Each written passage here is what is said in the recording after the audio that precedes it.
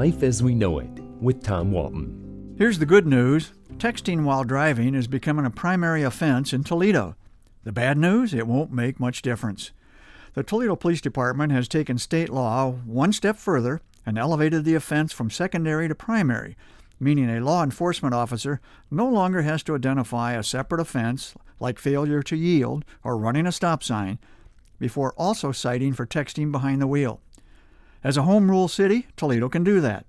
And Police Chief George Krall deserves a high five from every driver in town who never fusses with a cell phone while driving. Not that there are many of you.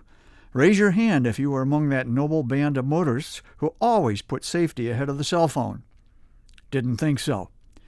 Cell phones rule our lives now, and most of us cannot help ourselves, even when we're operating a half-ton vehicle that travels 95 feet a second at 65 miles an hour. We're wedded to our devices, and I'm skeptical about human behavior changing with stepped-up enforcement. We've all seen those powerful television commercials which show what can happen in the second or two a driver looks down at his phone. But do the commercials really alter how we act behind the wheel? Anecdotally, I'd have to say no.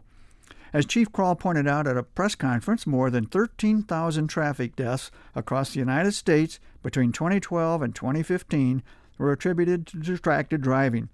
And you can bet the vast majority of those were the result of cell phone distraction and texting. You see distracted drivers every day on city streets, on rural highways. It's the new normal on the interstate. A car ahead will begin to swerve onto the berm or drift into a neighboring lane, and then suddenly correct when the driver looks up again and realizes what has happened. Big rig semis are frequent offenders too. I used to naively believe it was driver fatigue because many long-haul carriers push their drivers hard to cover the miles and deliver the goods. While fatigue is still a factor, I've got to believe it has been overtaken by texting. Sometimes texters behind the wheel are not necessarily a threat to my safety, like at a traffic light, for example, but they certainly are an annoyance. Some traffic signals take so long to cycle back to green it's easy to lose focus. Often it's the left turn lane that invites daydreaming or firing off a text. If you're the first car in line in the left turn lane and you've got a half dozen cars behind you, you have a responsibility to be ready to roll when the moment comes. You're the leader of the pack, and if you dawdle during those precious few seconds with the green arrow, you don't want to hear what the folks behind you are shouting at you. Their epithets take on an even greater level of agitation if you spot the arrow at the last second and you are the only car to get through. The folks behind are seeing red in more ways than one.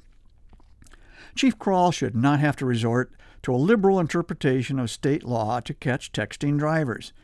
What could be more important when driving than doing so totally focused and fully aware of the awesome responsibility that comes attached? Looking away to type some inane message jeopardizes not only the life of the sender, but the lives of others. It's as dangerous as speeding, and like speeding, texting while driving should always be a primary offense, never secondary. No matter what the law calls it, it is selfish and stupid behavior, and it invites a tragedy. Stop doing it.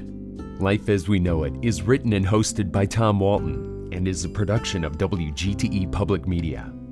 Life as We Know It with Tom Walton can be heard on WGTE FM 91 every Monday afternoon during All Things Considered at 5:44 p.m. Or hear past episodes at wgte.org/life.